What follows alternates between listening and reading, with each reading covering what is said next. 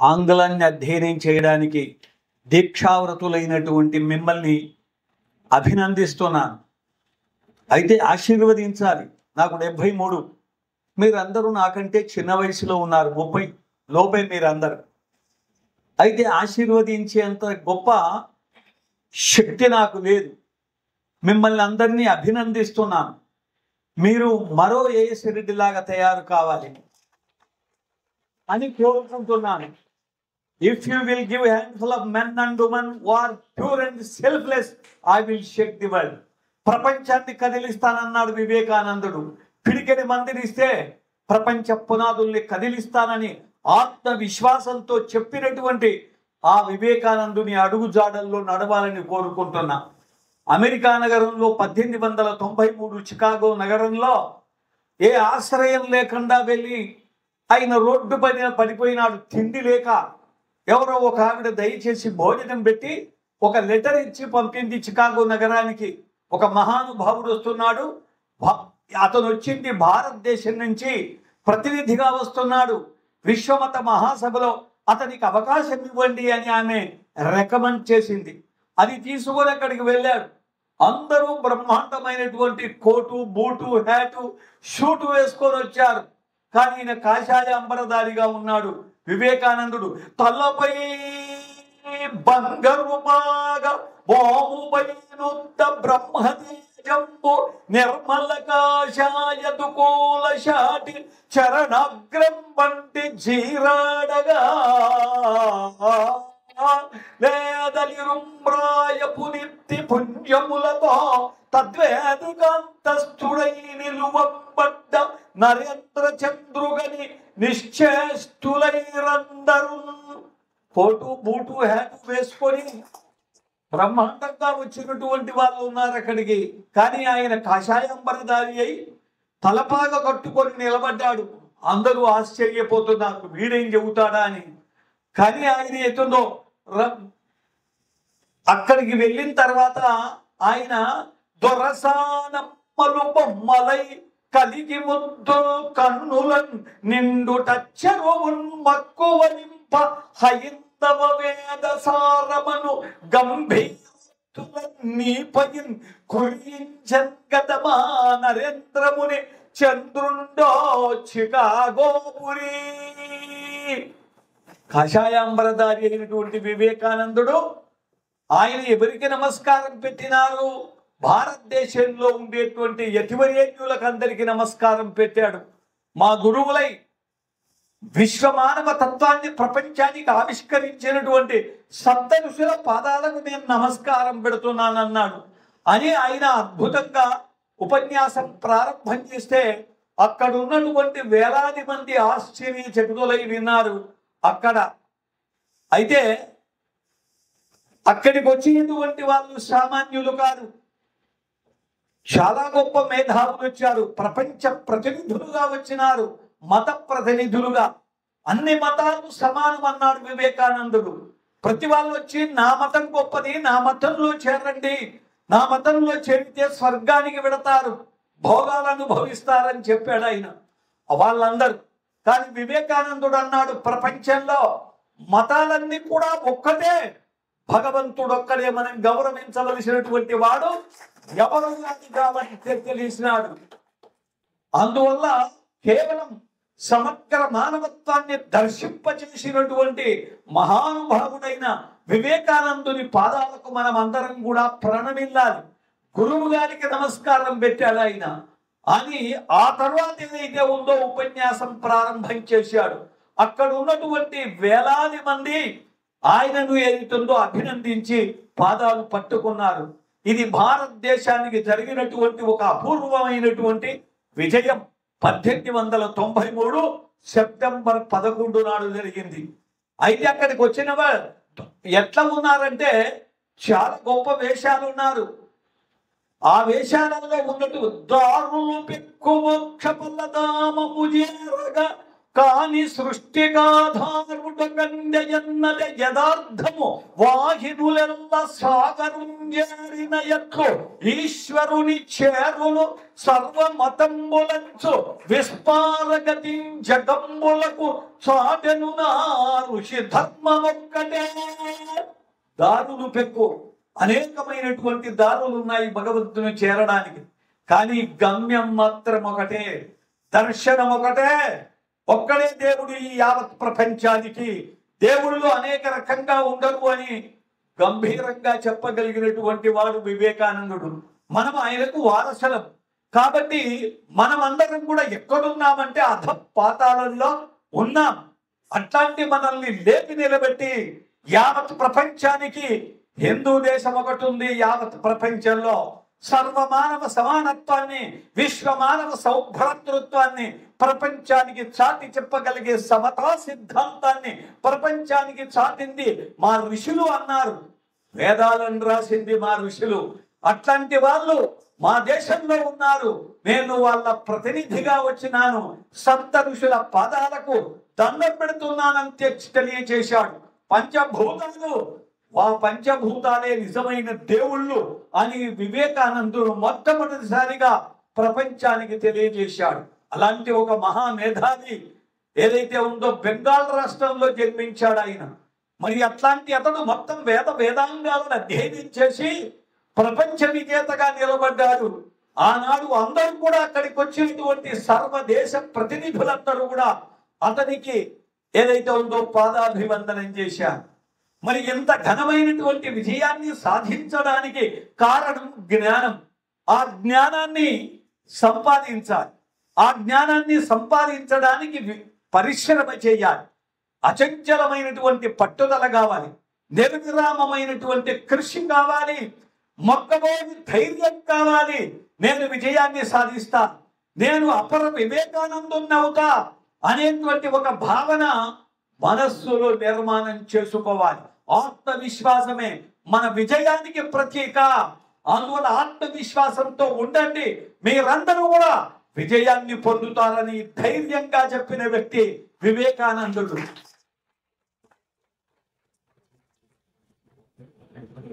అక్కడికి వచ్చిన వాళ్ళందరి యొక్క వేషాలు చాలా గొప్పగా ఉన్నాయి. కానీ ఇతడు మాత్రం కాషాయం మాత్రమే ధరించినాడు.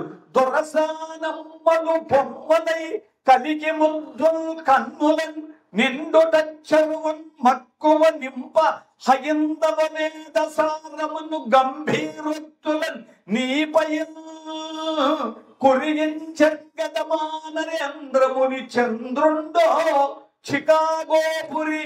అక్కడికి వచ్చిన దొరసానమ్మలు బొమ్మలైనారు. ఆశ్చర్య చకుతులైపోయినారు.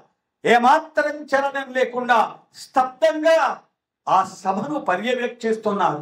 వేలాది మంది సమక్షంలో నిలబడి గంభీర స్వరంతో ఆత్మవిశ్వాసంతో, ఆత్మవిశ్వాసమే మన విజయానికి మూలమన్నాడు.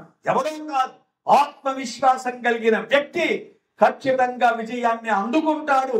పరిపూర్ణంగా దాని మీదనే కేంద్రీకరించాలి.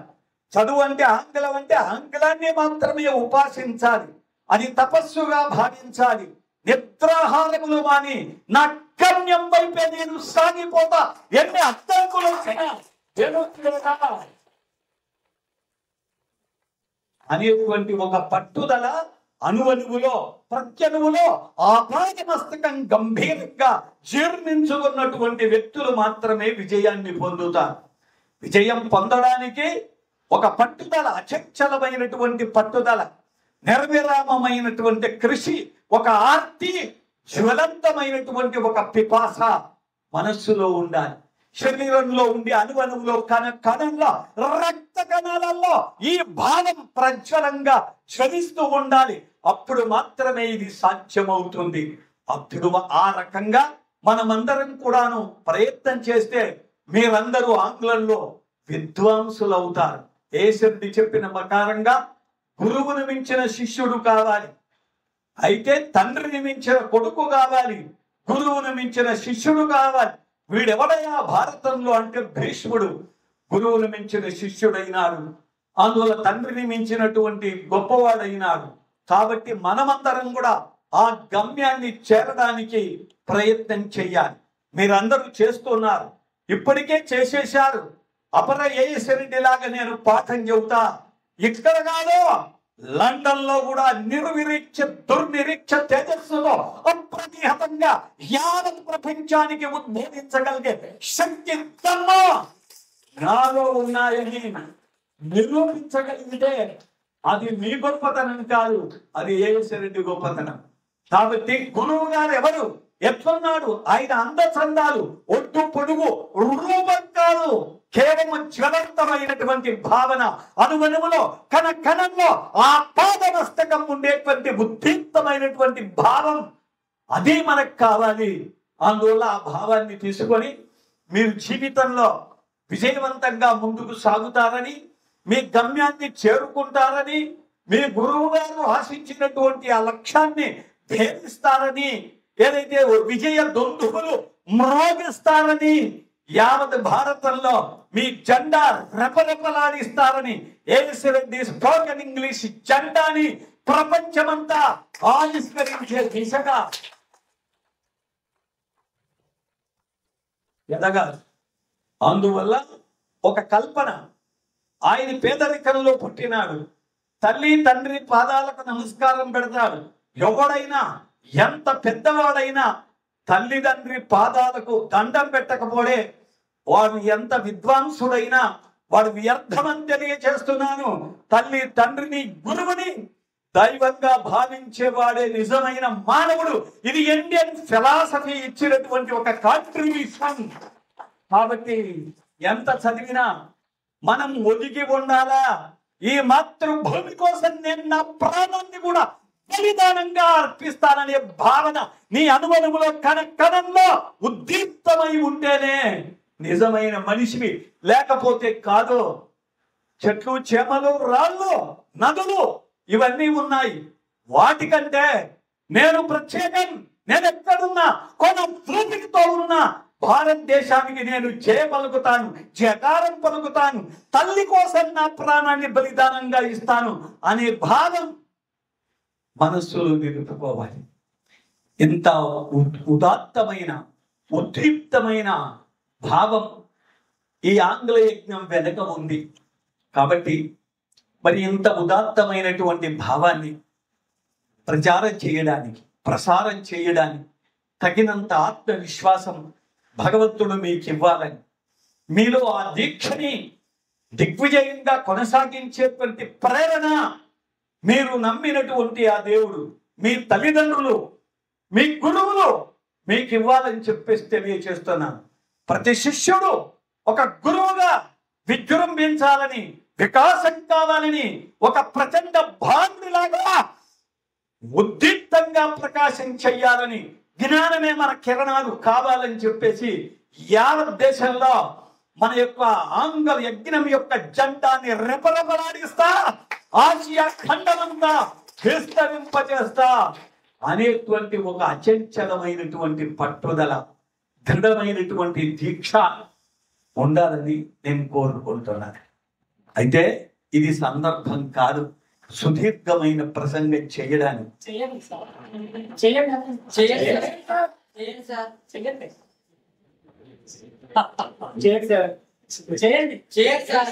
సరే సరే మీరు చెయ్యండి అంటున్నారు, కానీ నాకు ఇప్పటికే నేను కాలాన్ని అతిక్రమించిన నిర్దేశితమైనటువంటి కార్యక్రమం, నాకు ఇష్టమైన కార్యక్రమం. పద్యం నా ప్రాణం, పద్యం నా ధ్యానం, పద్యం నా సర్వస్వం. పద్యం కోసమే జీవిస్తున్నవాడు. పద్య యజ్ఞం జరుగుతుంది తెలుగు విశ్వవిద్యాలయంలో 3 రోజులుగా. నేను అక్కడికి వెళ్ళాలి, 9 గంటలకి వెళ్ళాలి, కానీ ఆలస్యమైంది. నేను మరోసారి వస్తా తప్పనిసరి. ఆ రోజు గంట సేపు మీ ముందు ప్రసంగం చేస్తా.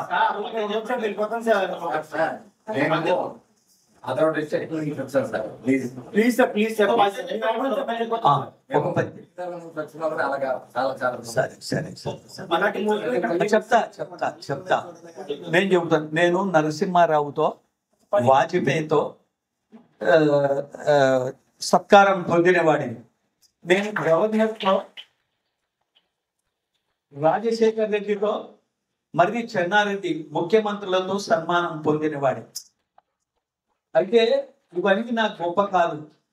నాకు గొప్ప ఏమిటంటే పద్యం రాస్తే, పద్యం పాడితే, పద్యాన్ని వినిపిస్తే, అలా కాకుండా గురువు గారి శాసనాన్ని రామబాణంగా భావించి ముందుకు సాగేటువంటి ఏఎస్ రెడ్డి లాంటి శిష్యుడు ఉంటే నాకు చాలా గౌరవంగా ఉంటుంది, గర్వంగా ఉంటుంది.